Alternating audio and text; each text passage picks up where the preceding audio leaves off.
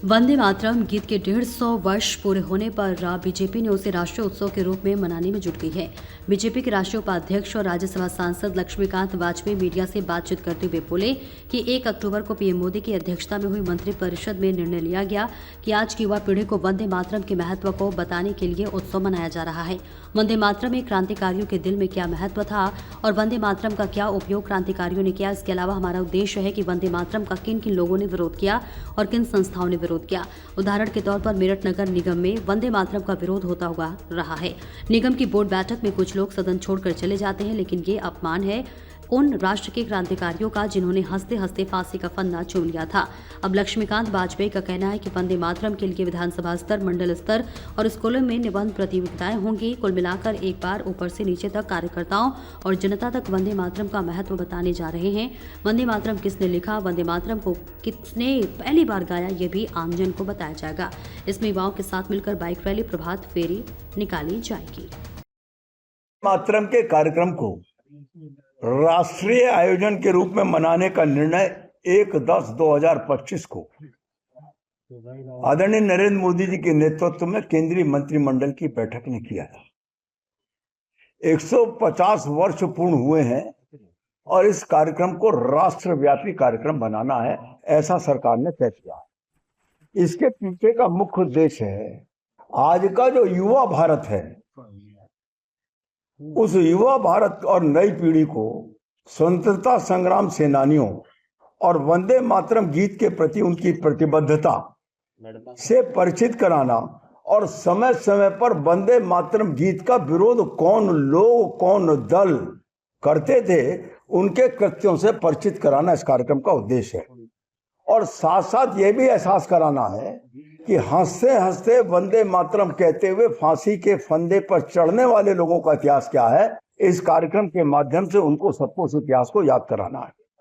ये केवल एक गीत नहीं है, ये भारत राष्ट्र का एक प्रकार से ध्येय वाक्य बन गया है वंदे मातरम।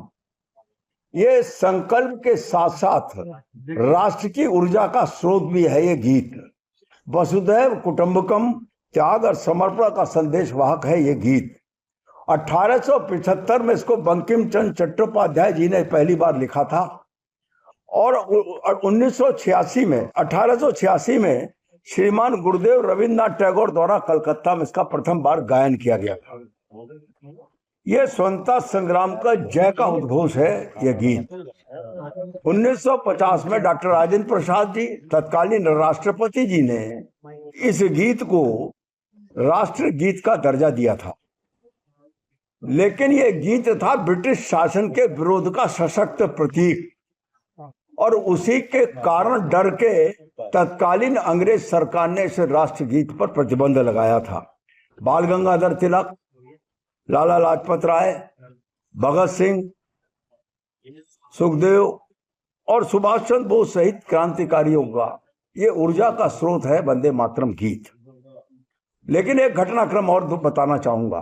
1923 के काकीनाड़ा में कांग्रेस अधिवेशन में जब पंडित विष्णु दिगंबर जी को यह गीत गाने के लिए निमंत्रित किया गया, तो उस अधिवेशन की अध्यक्षता कर रहे तत्कालीन कांग्रेस अध्यक्ष ने इसका विरोध किया कि इस्लाम में किसी गीत को इबादत के और संगीत के रूप में गाना प्रतिबंधित है। बिहार चुनाव का पहला चरण है आज, क्या लग रहा है? सुबह उसकी लाइनें अगर आप टीवी पर देखें तो उसकी लाइनें मतदाताओं का उत्साह बता रही है और खास तौर से महिला मतदाताओं में गजब का उत्साह है और वो उत्साह, जैसा मेरा मत है, वो हमारे पक्ष में जाना है। महिला ने 223 बार मतदान कर दिया 2 घंटे में। राहुल गांधी आरोप लगाने के अलावा उनके पास कोई और काम नहीं है। अगर किसी महिला ने किया है तो उसकी लिखित शिकायत करना, कार्रवाई हो जाएगी। निर्वाचन एक छोटी सी बाइट शॉट में दे दीजिए कि जो कार्यक्रम आयोजित होने वाले हैं क्या होंगे, क्या उद्देश्य होंगे?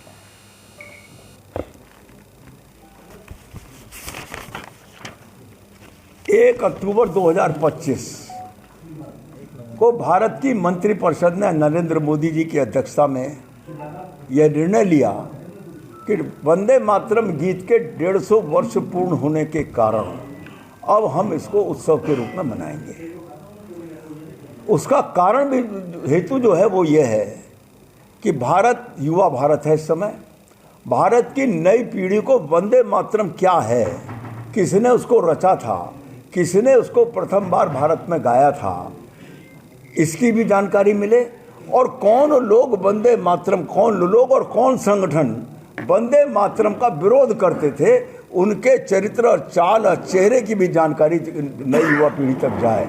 इसके अलावा वंदे मातरम गीत भारत के क्रांतिकारियों का नारा लगाते हुए हंसते हंसते फांसी के फंदे पर झूलने का प्रतीक था वंदे मातरम। ये विषय सामान्य जनमानस तक और भारत की युवा पीढ़ी तक पहुंचाने का उद्देश्य है इस कार्यक्रम का।